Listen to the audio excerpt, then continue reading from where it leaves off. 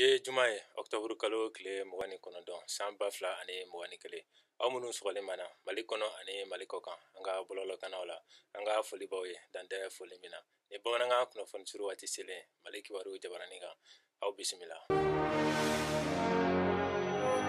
Jamana ye bonyama sigi kɛ mɔgɔ 50 ni kɔ ye u ka faso de ɲumanya kosɔn Faransila fanga jamana kuntigi Colonel Asimi Goita ni Mali jalajilaba do a ye bonyama sigi kɛ gouvernement ministre dɔw ani jɛkulu min tun sigira sen kan Sumala Sise tununnen ɲinini kama a kɛra jamana maaba wɛrɛw ye ni bonyama sigi kɛnɛ sigira kunu alamisa octobre kalo kile 28 san 2021 jamana kuntigiso la Kuluba bonyama segin sirila u kɛwale ɲumanw na ka ɲɛsin jamana ma san 2021 kɔnɔ a kun ye k'a jira ko faso hakili b'u la hali medaille ninnu ye suguya 4 ye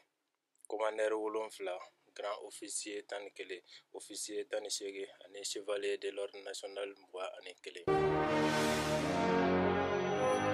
Bankiw ni taji feerelaw ka baarabila bɛnkan ma labato yɔrɔ bɛɛ la lafasali tɔn min bɛ bankiw wariko cakɛda tɔ minnu bɛ Mali kɔnɔ na tubabukan daɲɛ suru bɛ Sina Bɛf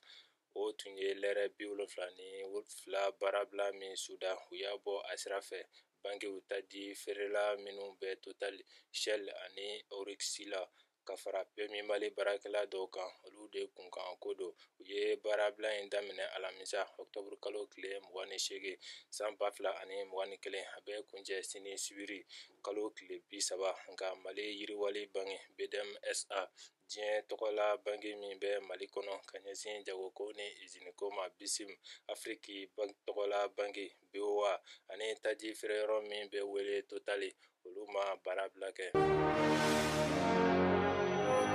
O tɛmɛnen kɔfɛ an b'aw ladɔnniya ko lajɛ dɔ bɛ kɛ bi ni juma jiginna ka furancɛla fanga senkɔrɔma don jɛkulu min bɛ wele yɛrɛwolo an ka wuli k'an jɔ aw hami ye ka se ka mɔgɔ 2,000,000 labɔ bi octobre kalo kile 29 san 2021 ni juma jiginna jamana ka yɛrɛma hɔrɔnya kɛnɛba kan Bamakɔ ani jamana marayɔrɔ tɔw la ka furancɛla fanga senkɔrɔma don ni laseli kɛra jɛkulu ɲɛmɔgɔ fɛ kunnafonidi lase dɔ senfɛ tarata tɛmɛnen in na kunnafonidi lajɛ ɲɛmɔgɔya tun bɛ yɛrɛwolo an ka wuli k'an jɔ kuntigi Adama Jara bolo n'a bɛ wele ko Ben le Cerveau bulonba conseiller jɛkulu mɔgɔ don a ka wulikajɔ ka ca kosɛbɛ Faransi politiki lagosili sira fɛ Afrique kɔnɔ kɛrɛnkɛrɛnnenya la Faransi ka politiki min ɲɛsin bɛ Mali ma.